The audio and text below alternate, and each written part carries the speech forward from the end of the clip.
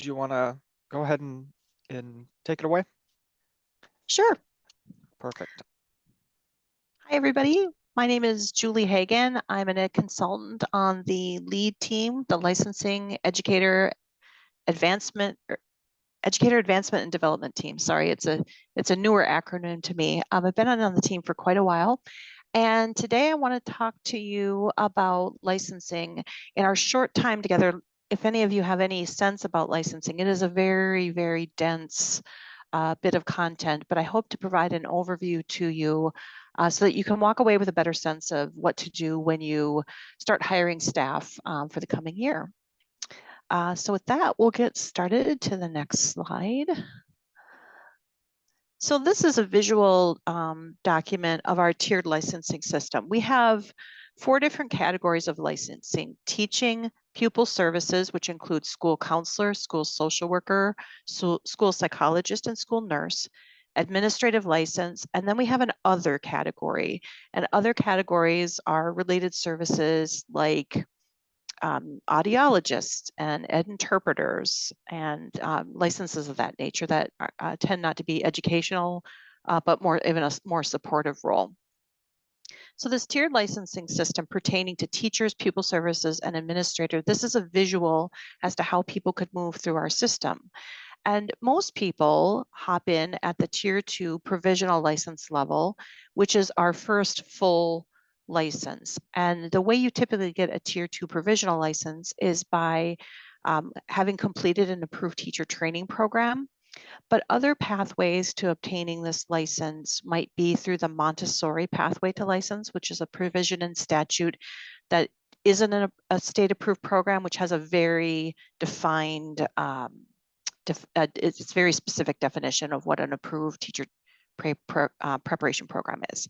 So there's Montessori pathway, there's American Board, you may have heard of that, or ABCTE. And then we also we look at people who were prepared in other states or who have licenses and experience from other states who come in under license via reciprocity. So that's how you get the tier 2 license. And you'll notice the arrows moving up. So if you have experience, regularly contracted experience in your licensure area while holding the tier 2 license, you can then move up to the lifetime license level. And a lot of people between these 2 tiers, they tend to live under tier 2 or tier 3 lifetime license level. You'll notice some people do go on, progress to the master educator license, which is also a license without an expiration, like the lifetime license, but it's meant for people who complete national board or the Wisconsin master educator process, also known as WIMEAP. So for those people who don't get experience while holding the provisional license for whatever reason, they hop in and out of education, they're only subbing, they can renew that license many times until such time that they achieve lifetime license status. Also, the lifetime license status can be invalidated because every 5 years, it's a little deceptive when you hear the word lifetime, you think I'm good for forever. But lifetime license does require the applicant or the educator to submit a background check to the department every 5 years. And so if they don't do that, their license can become invalidated. We just invalidated a number of educators who were due for their background check in 2024 to submit it by June 30th. So there were a number of people who were invalidated. And once it's invalidated, they can reapply with their background check. And as long as they've remained active in the field of education, we can bring it right back to the lifetime license level.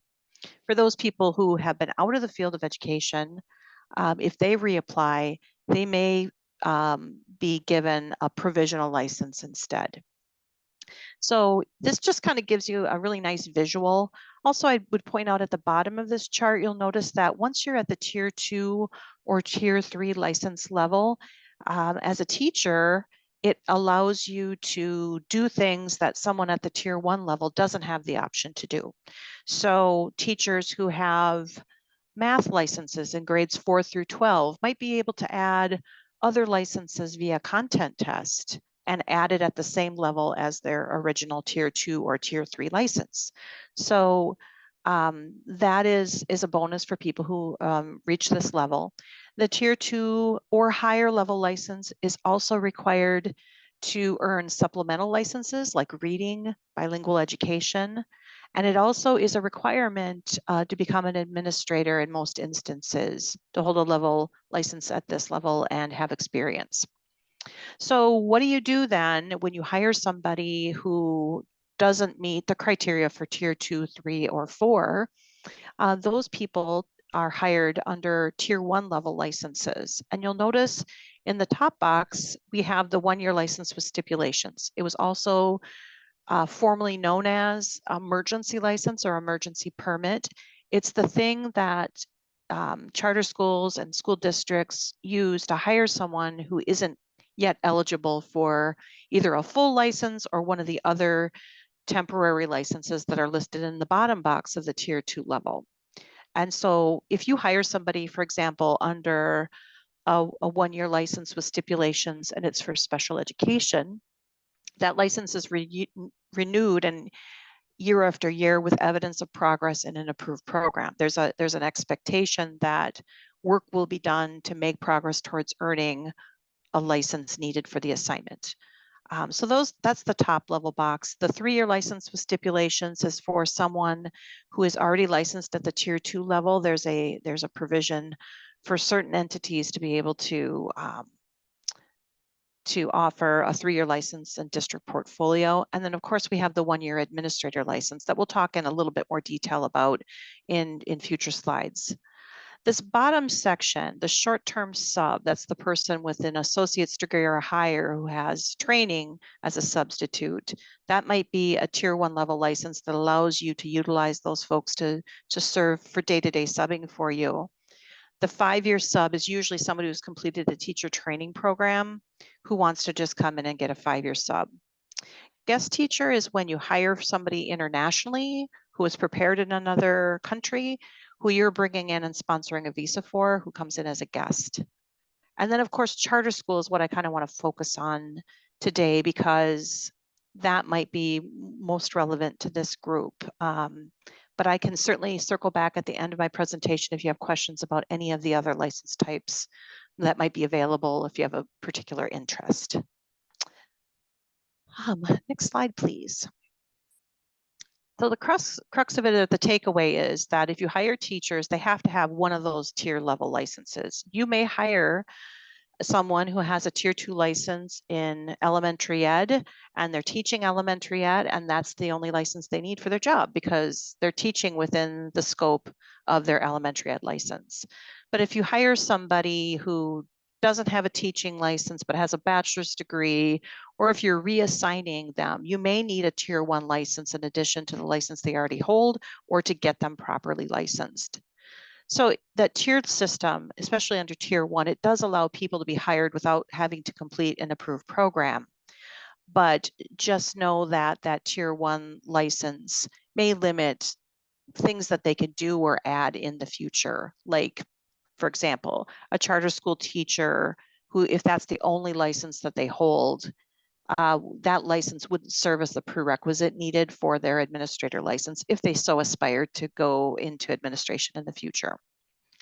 And finally, the eligibility for a charter school license requires someone, the applicant, to demonstrate their content knowledge, which we'll go into a little bit more detail in the coming slide.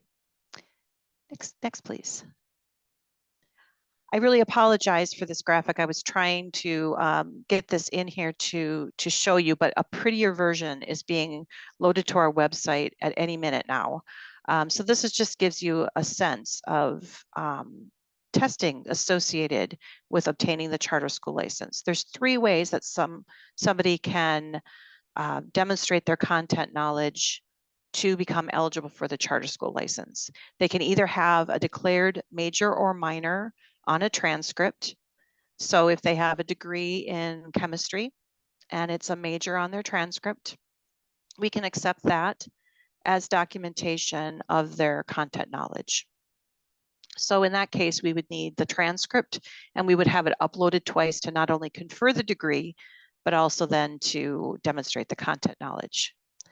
But let's say you hire somebody with maybe an engineering background where we know there's a strong tie to math and physics and other sciences, but they don't have a major in one of those licensure content areas like math or physics.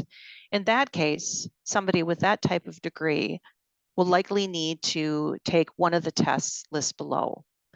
And on this slide and the next slide, you will see all of the licenses that are available for the charter school.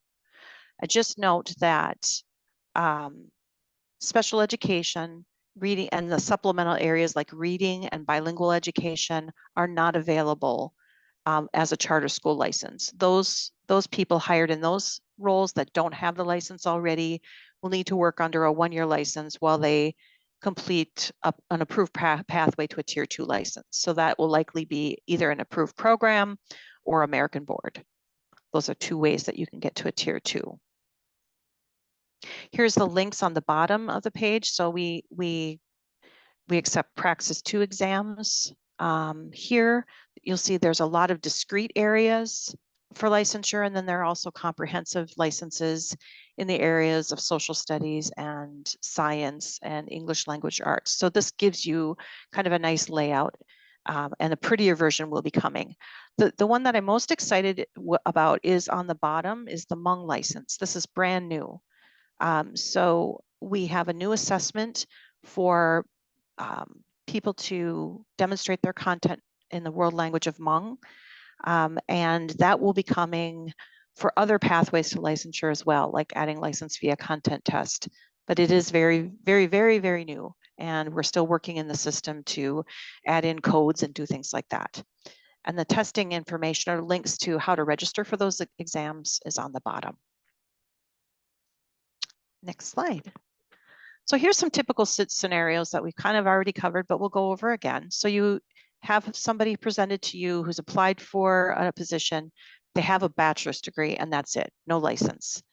So one of the solutions to licensure would be to hire this person under a one-year license with stipulations for the first year.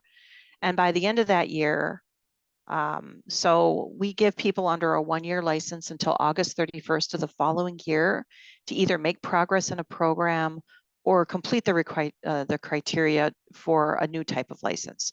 So in this case, the person, let's just say, was hired for elementary ed with a degree, that's not related, would take the Praxis 2 content knowledge exam, and then depending on which one they pass, then become eligible for the charter school license for the following year. If you hire somebody under 1 year for special ed, then what we would expect is enrollment in a program. And if they don't complete that program by August 31st of the following year, so let's just say for this coming year, by August 31st of 2025, then that would be a case where you would need to renew the 1 year license with stipulations, and their program would verify the progress in an approved program, and you would renew that. The one thing I should say about special education and 1 year licenses is there's a federal law under IDEA that limits our department's ability to issue any more than 3 1-year licenses. So there is a time constraint for those applicants to get their special education licensure programs done. Another common scenario that we see is the person that you hire who already does have a full provisional or lifetime license level in a particular area, but you need them to either to teach something else or that subject and something else in addition. So in this case, if the person was only teaching math, they wouldn't need anything additional. But if you also wanted them to teach English, for example, and they haven't met the criteria for the English license before the school year starts, so by no later than August 31st of 2024, then you could hire them under a 1 year license with stipulations. And this person, in this case, there's a provision under PI 34052, which is license via content test, which is available for that tier 2 or lifetime license holder to add certain licenses via content test, and then it's added at the same level. So if this person has a provisional license in math and they pass an English exam, they would be able to add English and it would be given at that tier 2 level. And the importance of that then is that both licenses would be eligible to move up through the tiered system to the lifetime license level then once they have their experience. The other thing that they could do then, let's just say your school doesn't support taking Praxis 2 exams, or you want this person to complete a program, then they could continue on with working towards making progress in that approved program by taking 6 semester credits each year. Those are pretty common scenarios that we see. For administrators, there is a tier 1 option, 2 tier 1 options under administration. The first one I'll talk about is charter school license, and this came in the law prior to license via reciprocity. So there used to be a time when we would get applications for administrator licenses from other states. They'd completed their master's degree program, but the challenge for them was that they came to their teaching license in an alternative way. So they weren't meeting our prerequisites in the law. So there was this charter school license that was created for people who did hold licenses in other states as principal who had at least 3 years of experience. That comes in at the tier 1 level, and it's a renewable license, but it stays at that level. The second more common tier 1 level license is when you're hiring somebody prior to them completing an administrator program, in which case you can ask for a 1-year board requested or 1-year administrator license. And this license is similar to a 1-year license with stipulations, which is only available for teaching and pupil services. But this is kind of the administrative equivalent. But the difference in this case is that up front, the applicant has to show that they're already in a program and that they can complete that program in no more than 2 school years. So it's got slightly different criteria and than the 1-year license with stipulations for teacher. So then once someone completes their program, the way you become eligible for a tier 2 provisional license, more often than not, is by receiving endorsement from a Wisconsin approved program or a comparable program outside the state of Wisconsin. The other way to a tier 2 license for administration is if you have a full and valid license as an administrator in one of our licensure areas like principal, and have a year of experience working under that license from another state. That's licensed via reciprocity. Next slide, please. So there's some deadlines to things, or things that you can be thinking about to help you through the year to ensure that everybody on staff is appropriately licensed for their assignment. So now is the time of the year before the school year starts to determine if your staff is appropriately licensed for their assignment. And I'm sure you're still working on getting that. So that's something you'll be building here in the next, rest of this month and August. So you'll need to determine if they're appropriately licensed, see what they have or don't have. For those people who don't have the bachelor's degree but have no license and don't have a means to become licensed via charter school, then you would hire them under the 1-year license with stipulations. And there's a form that you need to fill out. It's called the PI 1624 LWS1 form. And on our website, and I apologize for not including that link here, but if you just go to dpi.wi.gov, and you put in licensing forms, you will get to a whole page that lists the forms, the licensing forms that are needed, and a number of them are the forms that a district or a school would need to fill out in order for someone to be licensed. Like special ed paraprofessional, there's a form that the school would fill out.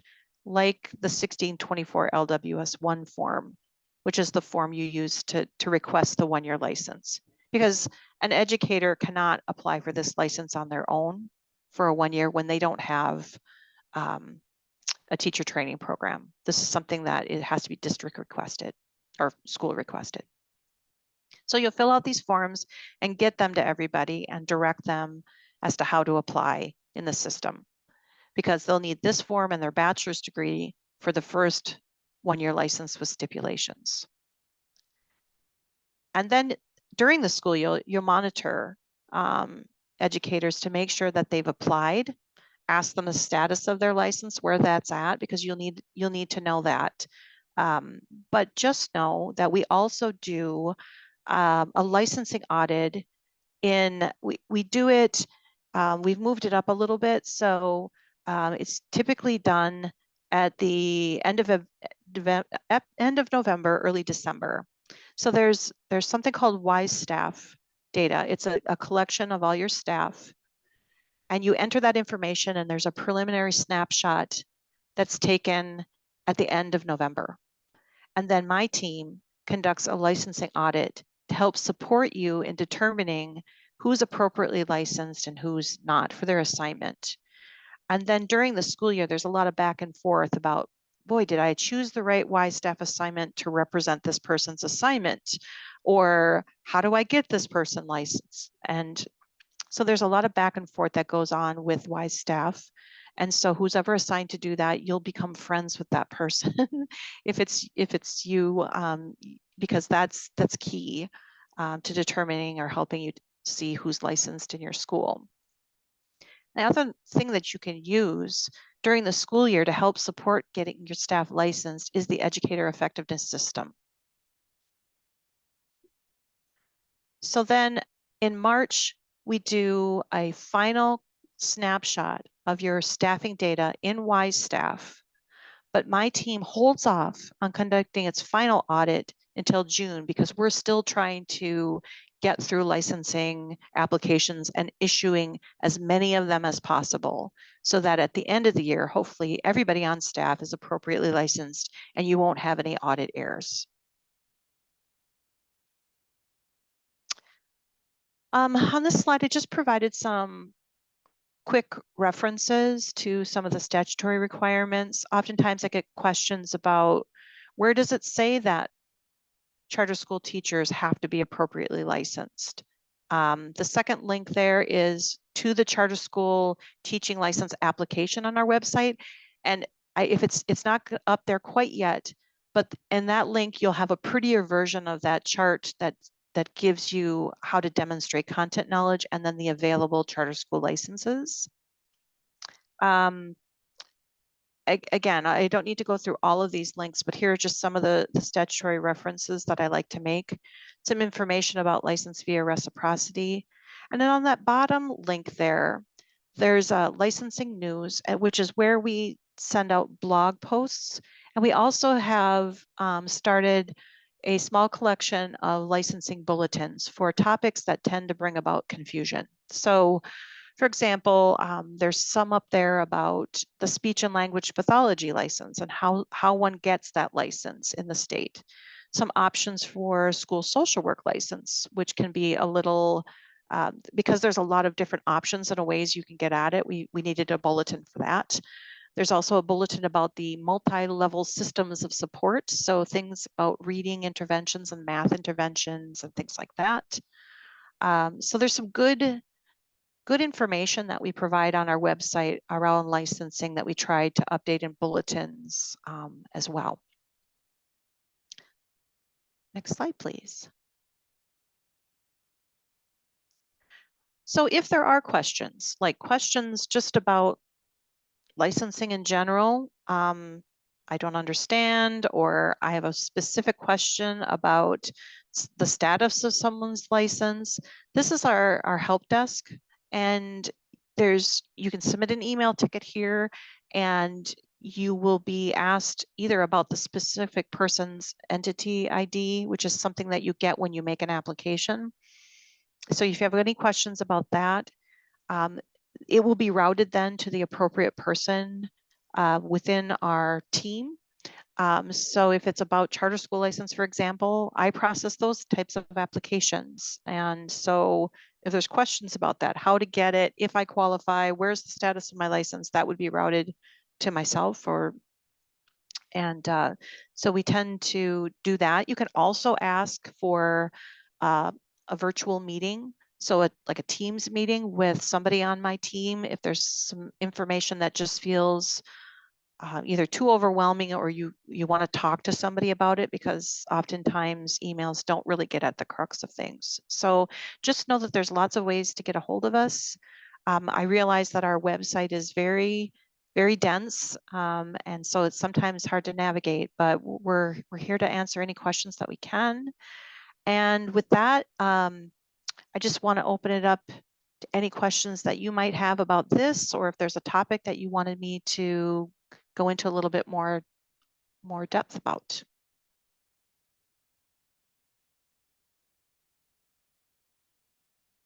Julie, does the DPI or another resource have any thing available for teachers who need a little support studying for the praxis?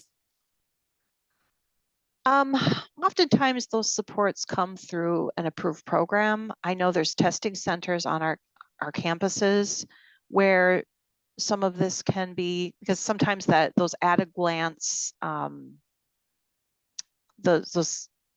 each testing site, at least with Praxis for sure, I know they have test at a glance, but that doesn't always help to prepare. But there are testing centers on some of our approved programs where I'm not 100%, I'm sorry, to know this or not, but I don't know if you have to be a registered student at, say, UW-Milwaukee in order to take advantage of some of the services that they provide. But that's the other place that I know of where you could get supports. Or when somebody takes a test multiple times, you can get a breakdown of where the sections of the test to get a little bit more information about where there might be some struggle. And where do you get that? You can get that breakdown right from the testing company after you've taken the test. If you've sometimes I know people go through the testing company when they failed to get a little bit more information about where the breakdown of their results. Okay, and some thank people you. find that helpful. Julie, on that note, if you have a person that went through a program, got their bachelor's degree, let's just say in special ed, Mhm. but they're struggling to pass a test, the Mhm. fort, I know there was some discussion about the fort and doing something with that with the state. Is there been any progress in that? Because I mean, she has a degree, she's got everything, but she struggles with that specific test. I know there's been some others. So just Yeah. wondering. Yes. So there was a provision in the law that allows our approved programs, to come up with a fort alternative for special education. And so for those, okay. I would encourage this person to go back to their approved program and find out if they have the option of doing a fort alternative through their program, so that they can obtain the endorsement if that's the only barrier to them getting the endorsement from the Wisconsin program. Oh, It that's is a helpful. Wisconsin program, right? Yeah, it's Mhm. Whitewater. Yeah. Okay, yes. So, no, that's great. Appreciate that. Mhm. And then do you know if there's any plans as well regarding charter school licensing to be moved to a tier 2 if the charter educator has been successful in educator effectiveness, performance eval, and working in a charter school after several years? I have no knowledge of that. Okay. Something we can talk about. Great. Thank you. Appreciate your help. Mhm. We used to have something called license based on equivalency. It's a process that we no longer have. So that's why I didn't mention it as a pathway to a tier 2 license. So I don't know if that was what you were thinking of. Thanks, Julie. Julie, I have a similar question. At CSUN 9, we do a lot with the district-sponsored portfolio pathways. Mhm. And I know, I'm pretty sure, is it right that ICSs aren't allowed to participate in that because they're not proper school districts? Do you anticipate that ever changing, or have you heard any talk about that? I have not. I mean,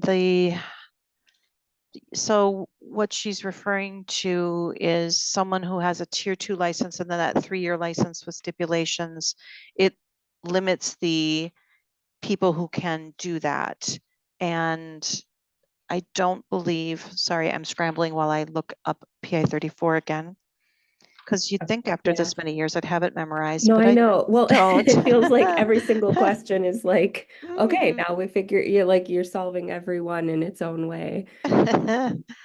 Um, right now, it's still limited to school district, CISA, or residential school to request the 3-year. And I don't know of any plans at this moment to modify the rule.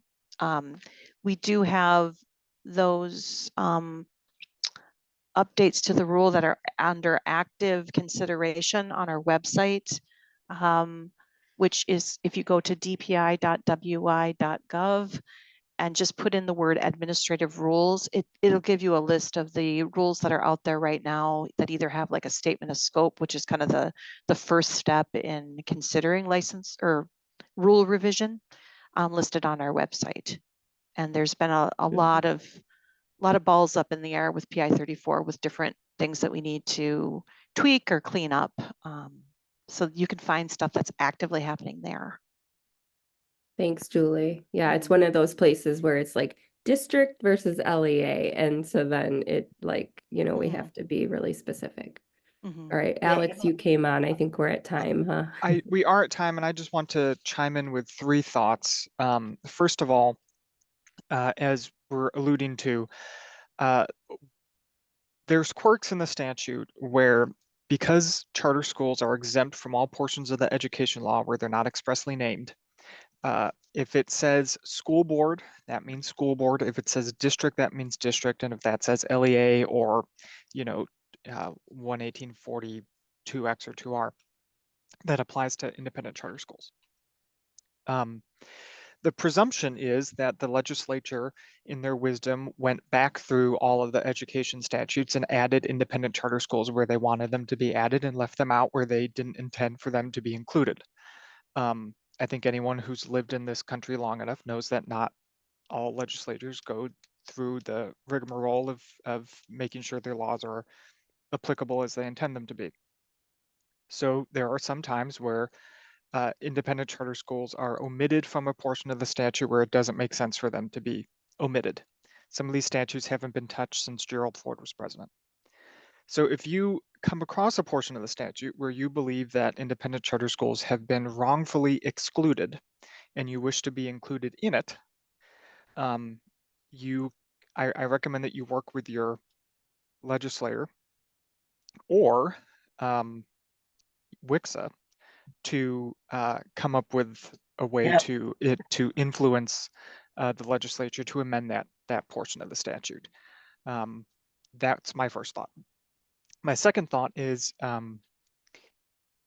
as we just sat through this, as you can see, there's no reason why anyone in your school that's teaching a student should be unlicensed.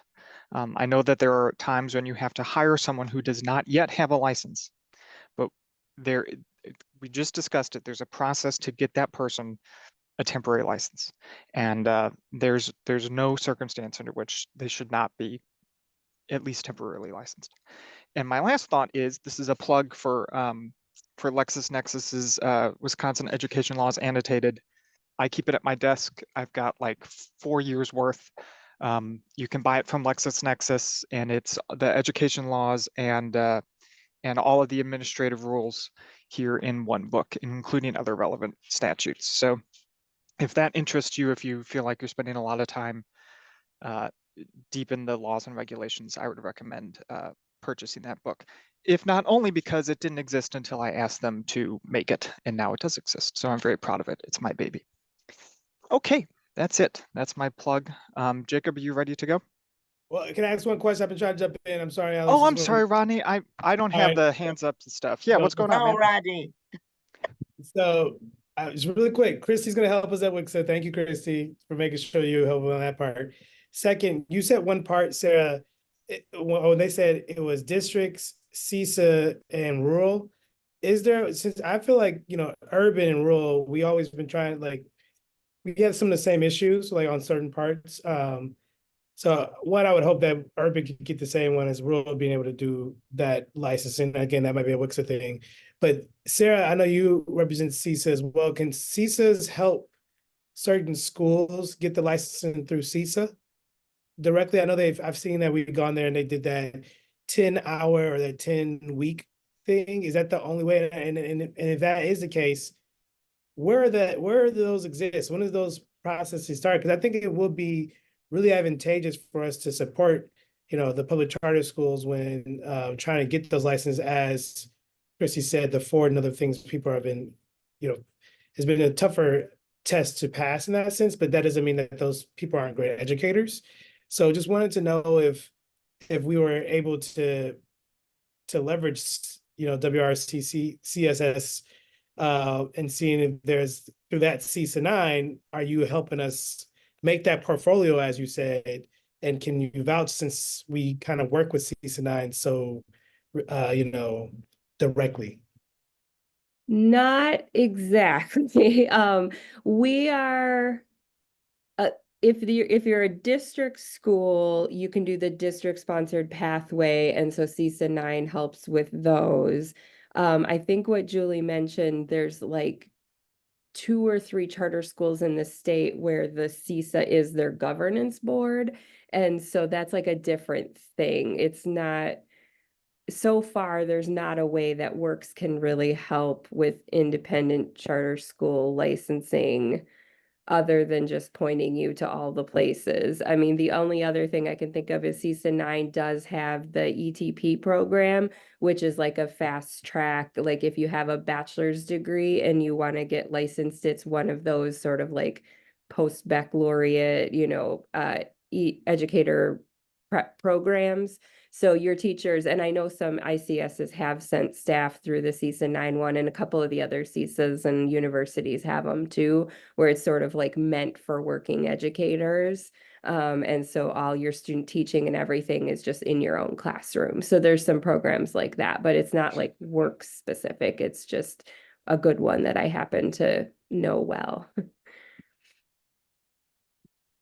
Seems like a new lane of work that could be had. It totally is. Yeah. Yeah. Okay, thank you. Yeah, sorry. Cool. Were there other questions? Otherwise, I know we're a little late. And Jacob, you can screen share now, I think.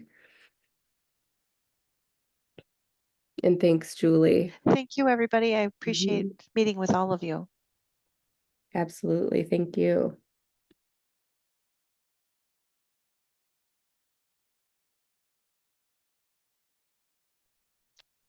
Jacob, are you on and able to share?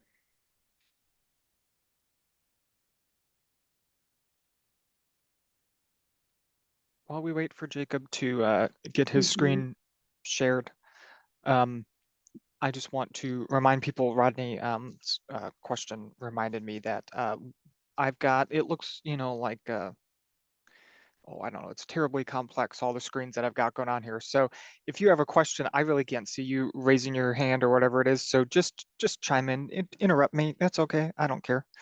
If it's not a big deal. What? Yeah. Yeah, and you use the little Zoom hand thing too if we don't see you right away, because I can only see like 5 people at a time on mine too. So perfect. All right, we see Jake. Perfect.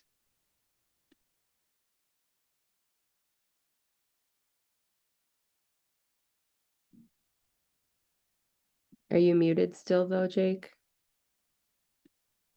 Yeah, sorry. Just took me a couple seconds there to get everything figured out. You should be seeing now my presentation, and then I'm just going to get started. So everyone can hear me good? Yes, sir. Awesome. My name is Jacob Hollnagel. I go by Jake. I'm an education consultant with the Licensing Educator Advancement and Development team, and I work on the educator effectiveness system. And today we're going to talk about EE 101. So this will be a very basic primer on the educator effectiveness system. Hopefully there'll be time for some questions at the end. This does not cover everything, does not get into all the details, and does not share all the resources that we have. So as always, please feel free to reach out to me, or of course your contact Alex at the department if you have any questions, and we can sort those out for you. So first, just a little bit about me. Like I said, I'm an education consultant. I've been with the agency working on educator effectiveness since 2013, just before the start of full implementation, actually, in the original pilot of the system. So I've been here with the agency working on EE for quite some time. A little bit about our agenda. We're just going to go over three main things about educator effectiveness today. Some of the system foundations, what are some of the requirements and processes that go into educator effectiveness, and highlight resources for you along the way that you can use to increase your success, hopefully. We'll also try to take questions at the end, like I said. So the first question I think should always be, what is it? What are we talking about? What is educator effectiveness? Educator effectiveness in Wisconsin is a learning-centered continuous improvement system designed to improve the education of all students. We believe that it is designed to be supporting of guided individualized professional growth and development of educators as well. So it's more than just an evaluation system, the way that we look at it. Why do we do educator effectiveness?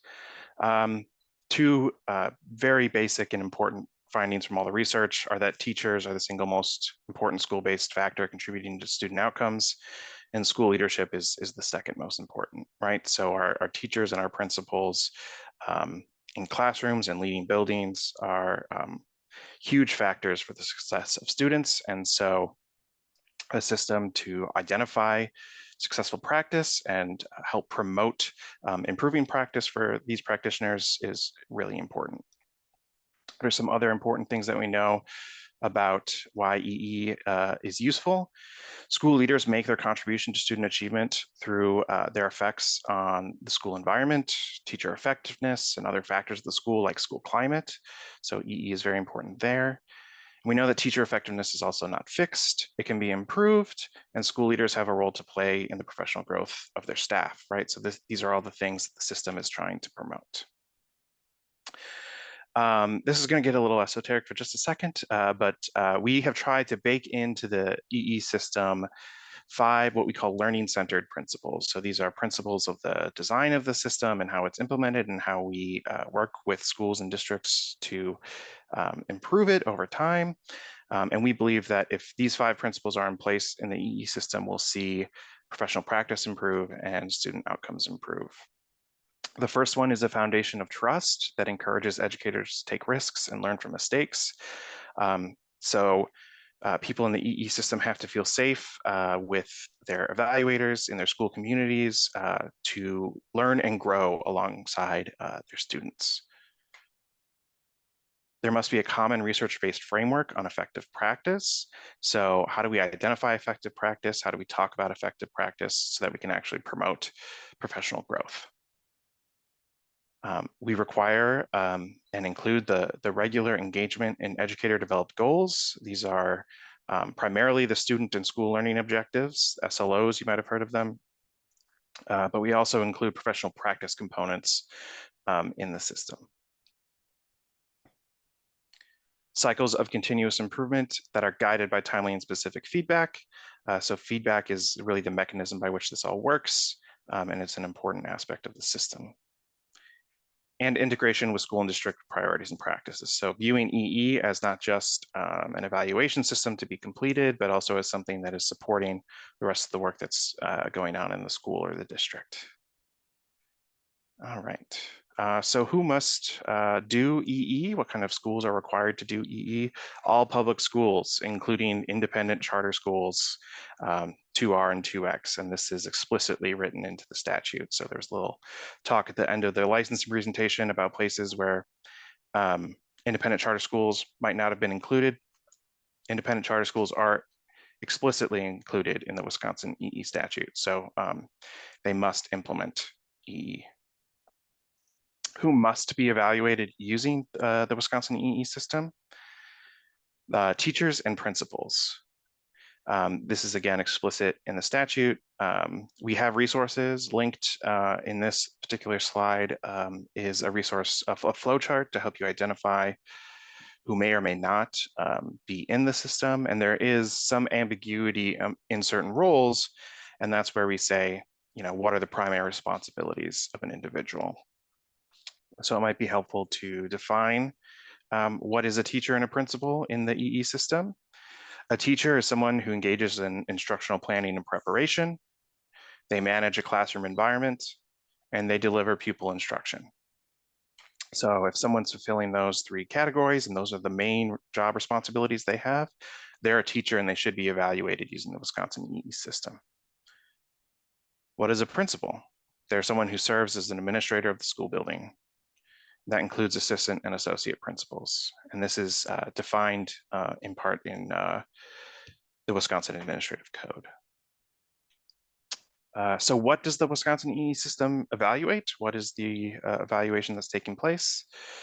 I see there are questions I'm going to hold into the end. So what does the EE system evaluate? Well, 50% educator practice. So how is this defined in the state system?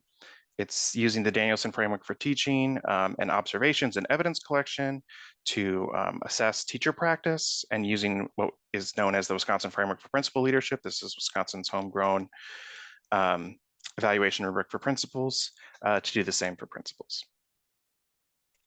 And then the other 50% is student outcomes. And so this is the student and school learning objectives. This is non-negotiable. This is part of the statute as well. 50% of an evaluation needs to be educator practice. 50% of the evaluation needs to be student outcomes. And those student outcomes are the student and school learning objectives in our system. So what does it actually mean to sort of implement an EE system? We've tried to boil that down into 6 main things. First being observer certification, training, and calibration. You must train people who are observing educator practice in the relevant rubrics, and then they must engage in calibration over time to make sure that they are up to speed on their observations, and that there's agreement between evaluators in cases where there's more than one, and across the whole system about what does effective teaching look like. There must be orientation and ongoing training for teachers and principals as educators, right? So schools and districts are required to provide an overview of their system to their new teachers, new principals, and to keep staff updated, and to provide ongoing training as necessary to make sure that they understand and are able to use the EE system. There must be a self-review for both teachers and principals at some point in their evaluation, so that there is self-reflection on practice going on. Again, student and school learning objectives. This is the student outcomes piece. They must be included and they must be done annually. You also must complete the minimum number and type of observations of teachers and principals across their EE cycle, whether that's a single year or over a 3-year cycle. We can talk more about that as well. And then you must also engage in the minimum number and type of conferences. So there's 3 conferences that are baked into the system, 3 annual, 3 check-in points, not necessarily annual, I should say, during the course of an evaluation between an evaluator and the educator that they're evaluating. And that's so that feedback can occur and there can be professional practice conversations going on. And linked throughout this presentation are resources that you can go to our website to find. And so what are the elements of the system in practice? Well, they're the same exact things as the minimums, but we also have resources for how not only do you engage in the minimum version of what this looks like, but how do you go beyond that? How do you do this well? And those rely on those 5 principles that we talked about. And this applies, across the system, no matter what your particular evaluations might look like individually. So for meeting those requirements, we, in the state model of educator effectiveness, we produce resources that meet all these training requirements, right? So there's required teacher observer certification training calibration resources. Those are available. We have trainings on the principal rubric. So for principal evaluators to be able to conduct observations knowing the principal rubric. We provide user guides for how to use the system and use the state model. Those are also available. We have developed and provide professional learning on how to do student learning objectives well. How do I write a quality SLO? What kind of data sources am I looking at? How do I adjust? How do I identify effective professional practices that might help me complete my goals? Those kinds of things. And we have more resources coming along the way. So orientation and ongoing training resources that can support that fundamental learning piece at the school level will be coming soon as well. Okay, using the state model, we provide frontline education, their employee evaluation management platform to schools and districts to support the management of the system, documenting EE processes, all that kind of stuff. You must sign up to use Frontline EEM to manage EE in the state model, and you can do that on our website. We also provide tons of platform supports and resources. So we have a whole Frontline Help Center with articles by role, Wisconsin specific setup and guidance, announcements about upcoming trainings, etc. And a learning center is available in Frontline itself to help you learn how to use that system. Frontline isn't the only thing that we support. We also provide currently Google, and in the future are planning to provide Microsoft versions of all of our forms that are found in the Frontline system to help districts manage the system, manage the processes, and preserve their documentation for later. So trying to keep on time here. How does all this get funded? Well, there is an annual educator effectiveness grant. You don't have to worry about anything. You are all eligible for this grant annually. It covers the cost of a DPI invoice for EE implementation. We invoice all the schools and districts that use the state model in order to provide the kinds of services and the resources that you've seen, including Frontline, including CC supports. And we will talk more about that in the resources. There are requirements that come with receiving the grant. You have to comply with all EE system requirements, of course, not only by law, but also as part of the grant. You have to participate in an annual DPI survey about EE. We released that in May of this year. And we release that every spring now going forward, but it's part of our evaluation of how well the system is doing, what can we do to improve. And that survey is actually anonymous, so we're not hovering over people's desks checking to make sure that they did it, but it is a requirement. Oops, sorry, hitting the wrong key. Again, you have to submit the application on time. We use a Qualtrics application. It comes out in the fall. You'll be notified as long as you're in DPI's systems for contact and our system directories. We'll be able to notify you that the application is available. We will issue an invoice to all state model users that has to be paid. And then there is a claiming process. All of this information and more about how this all works, again, is available on our website. And so, again, linked throughout the presentation is more information. Additional resources. There are a number of system flexibilities. So I laid out some of what the requirements are, but there's actually a lot of wiggle room in how you can implement the EE system. Do you want to do evaluations annually, or at the legal minimum of once every 3 years? Do you want to do self-reviews annually? do you want to use something other than the frontline system to manage your processes? Tons of flexibilities, and those are described in that resource and others on our website. We provide a Teach Forward video library to support professional development, primarily to support observers in their training, but can also be used in other ways. We provide statewide LinkedIn Learning course library to support professional development for educators. So if we're identifying gaps in skills and knowledge that we want our educators to brush up on, leadership, management, technical skills, all those things are available in the LinkedIn Learning course library, and that's a free resource for all school districts and independent charter schools available from us.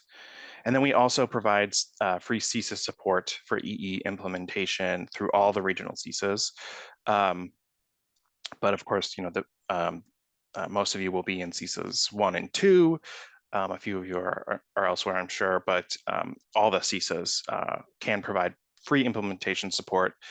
What it looks like in every CISA is a little bit different, but this often includes site visits, one-on-one technical support, support for using Frontline or whatever else. And with that, I have some contact information and other resources that you can reach out to.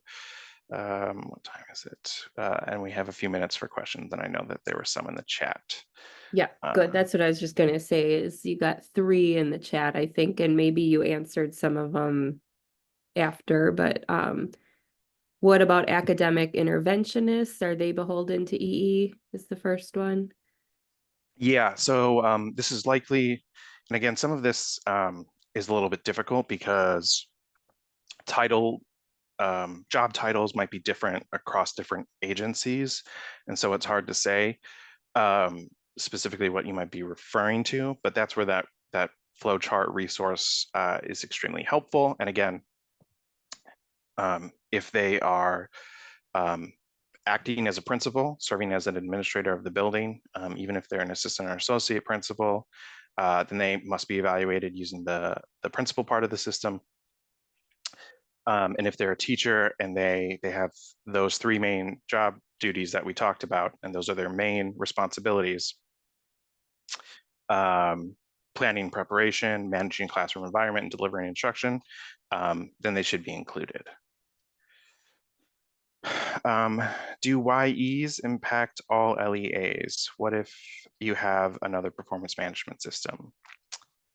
It was supposed to be EE, sorry. Yeah, no, EE is a requirement for all 2R and 2X charter schools. If you have some other performance management system, there is a process called the equivalency review process by which you could have that approved to use in Wisconsin.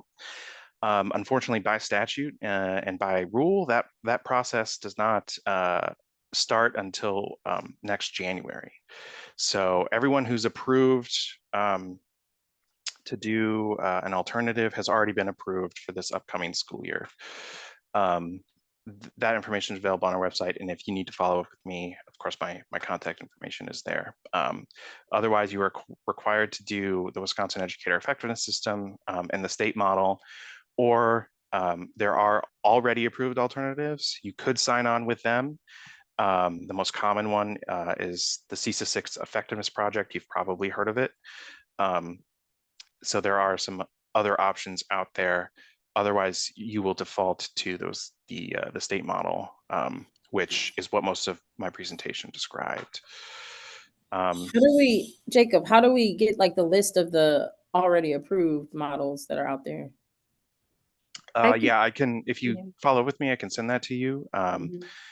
But there are, it'll be a little difficult. So for the most part, schools in your situation, if they have an alternative, they're really using it only in their school or network. It's not a statewide thing. And so most likely, if you have to do something different because your charter network requires it, you're going to have to apply for equivalency come January. Frontline required, that was answered. Other questions out there? I just want to do a follow-up on that. Yeah. And maybe this is because I'm coming from another place where our LEA was the school district proper, like it was Milwaukee Public Schools, and so we didn't do the full EE part. I don't know if they had their own version inside that we had to do some other things for them. So that's why I was just asking about that. And so I can one off and we can get a call to try to make sure that we know where to click the things the correct way. I'm currently the CEO of Howard Fuller Collegiate Academy, which is his own LEA and authorized by the city of Milwaukee. So I did remember EE when I was with Rocket Ship before, but just wanted to double check it and see if it changed. Because when I went back to when I was LEA as a charter school with the district, they didn't really mention it as much as they did when I was authorized by the city. So just wanted to, that's why I wanted to also make sure that we were, complying and doing the right things. Yeah. If you're an independent charter school, you're required by the statute, independent of who your authorizer might be. If your authorizer isn't providing you the necessary supports you need to implement the system, that's a problem at the local agency level, and we are here to help you out. So please contact us if you have questions or concerns. I cannot speak to what every charter authorizer or school district or advocacy group or whatever claims about EE. All I know is that you are required. Yeah, and I mean, typically the independent authorizers aren't engaged in the EE process at all, other than to say it's something that you have to do. It's sort of on a checklist, but it's up to you as the ICS to decide, as the leader who's doing the evaluating, which system you're going to use, or systems. That's the other thing, Rodney, is a lot of ICSs in particular, and charter schools in general use two systems. So just like keep doing the thing that's kind of working for you, but then you also are doing and kind of trying to streamline as much as you can the state system as well. Yeah, and I think that's powerful. The reason I bring up the question, and it may be at WRCCS conference, but just for people on this call, if you can write in the chat, I text Christy off Zoom, and she says she uses CISA 6, but I want to make sure, like, where do you post that at? Because who's coming to verify and check that? Who's trusting to verifying that? Because is there like an actual portal that we put this thing in, or is this more of like, hey, yeah, we do this. Here's this. If you come to audit us, we have the performances. Our HR team has it. It's in the employees' profiles. Their CISA 6 like mid-year and in a year. Yeah, so we do check for compliance often. That's through the EE grant process, right? So we know what schools and districts are out there, and we send you that application. And we say, hey, what are you actually doing for EE in this system? And we do occasionally have to follow up with schools and districts where things have drifted, but we do look out for that. Yeah, and then again, not complying with the EE system, the first thing that might be jeopardized there is EE grant funds, which you are entitled to. And yeah, and that's, I heard about this, and again, I'm new to the role and understand this part. How do you, I'm in WISE grants now. Is the EE grant fund run through WISE grants? No, so the EE grant is a state grant, and currently WISE grants is only for federal grants. They may have piloted some with school. I'm never sure where they are with the state level grants. It's a state level process, and so we run that out of the lead team. We produce the applications, we check up all the data. There may come a day where WISE grants is the single portal for all grants, but to my knowledge, there are no state grants in there right now, and I know for sure the Educator Effectiveness Grant is not in there. And so there is a competitive grant summary page. There's a number of other grants that are available from the state. I hope Alex or someone else may know where that page is, but there's a number of other state grants, again, that aren't in WISE grants that schools and districts like yours. Sorry for saying district so much. But organizations like yours would be eligible for it at the state level. And again, the EE one is just one of those. It's kind of like state aid. You're eligible and you can get it no matter what. It's not competitive, and we will send out that application to folks. And if I can email you offline, Jake, to figure out if we received one for this year. Is there? I just want to make sure. I know they talked to me about one last year, but I'm just trying to get the grants in line. So apologies. Yeah. Group 2 for tagging it, but just trying to make sure that we have it. I know where to check. We have not released the EE grant application for the upcoming school year. So for 24-25, that has not gone out yet. So that usually comes out in fall. So September, October, it's even come out in November, but it's usually around that time frame the application will come out. And then claims will usually happen. You'll get reimbursed, by the end of the fiscal year in the following year, right? Again, our grant webpage is included in the presentation, and you can find more information there. And yeah, feel free to reach out to me. Thank you. Yep.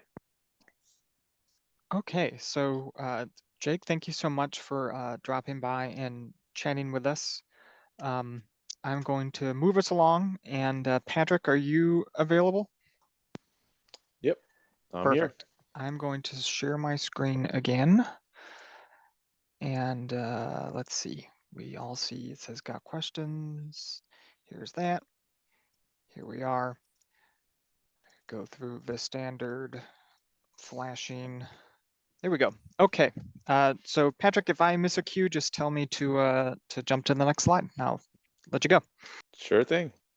Good morning, everybody. Thanks for having me. My name is Patrick Chambers. I'm on the accountability team here at DPI. Looking at the scheduling, knowing that I am the path between you guys and lunch, I'm going to try to move this along quickly. But I'm also happy to stay as long as it takes and answer any questions that you might have. I'll also say that this overview is very simple, very high level, kind of geared towards folks who don't know much about report cards. But again, if you have more specific questions, happy to talk about them. We can go to the next slide. So kind of high level overview. The school and district report cards are required by state law.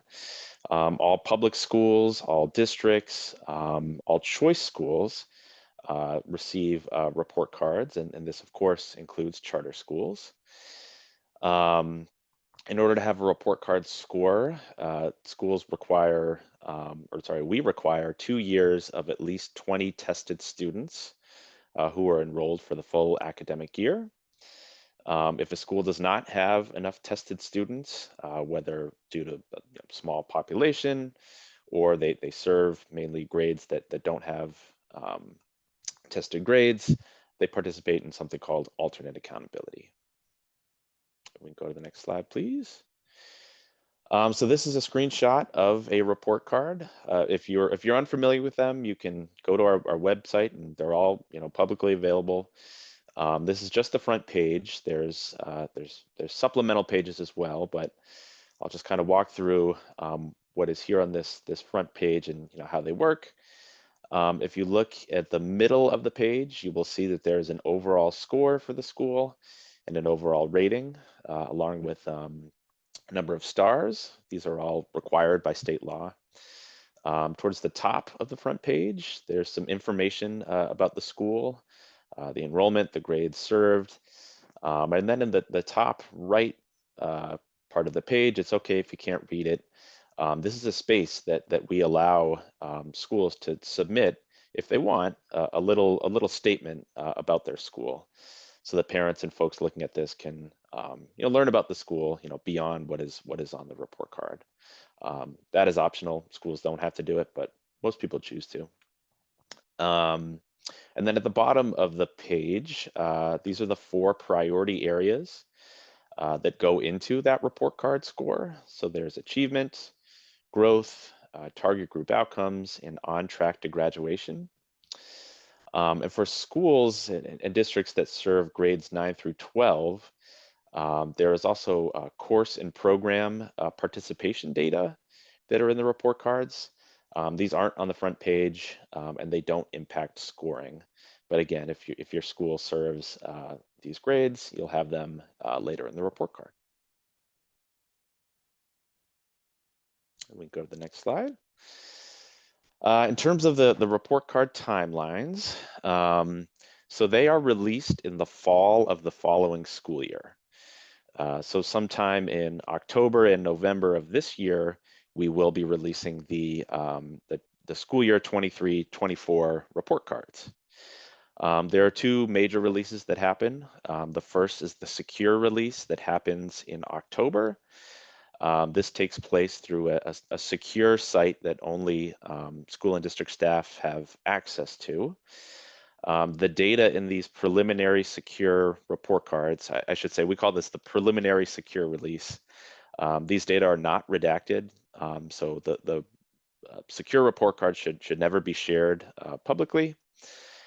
When we have this preliminary secure release, this opens up what's called a data inquiry period, in which you can contact our office to let us know if you see any data submission errors that could potentially be corrected on the report card. And so this all takes place in the month of October. In November, usually around mid-November, is when we have the public release of the report cards. So this is when folks can access the report cards publicly.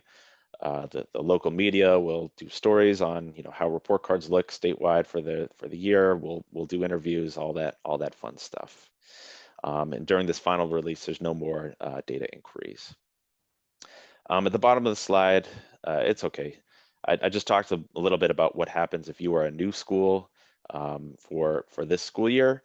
Basically, you won't receive a scored report card for 2 years after that, because we need those 2 years of tested data. You may not be thinking a lot about report cards right now, but you will be this fall. So I always plug our resources page as often as I can. We have, I want to say, like a dozen or so resources ranging from high-level overviews to very technical long manuals.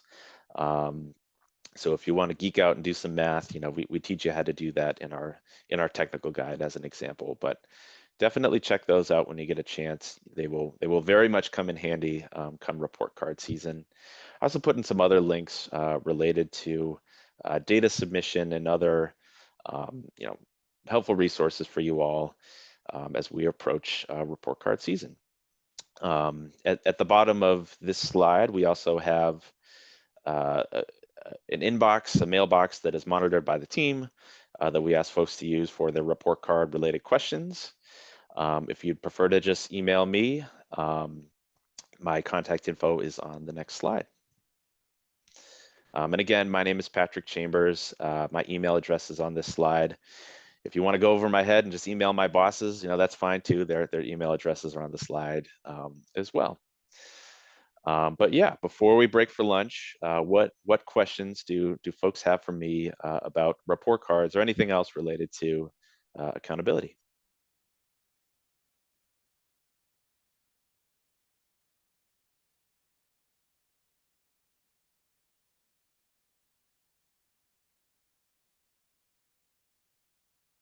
Patrick, if we ever email you for like a one-off with like a school and we're looking at a report card, do you set up like Zooms where our data team could ask you some questions? Yep. So we have a lot of phone calls, and we typically do like Teams meetings, but yeah, we can do Zoom to just kind of talk through questions that folks have, on the report cards. We stay pretty busy during that inquiry period, but if you want to talk beforehand, happy to have those conversations earlier. Patrick, I was just wondering if the state is having any discussions about any changes, upcoming potential changes in the state report card processes? Or are we pretty much staying the same this upcoming year? Yeah, that's a great question. You know, things are not kind of finalized yet, but I would say that we aren't planning to make any major changes for report cards for this year.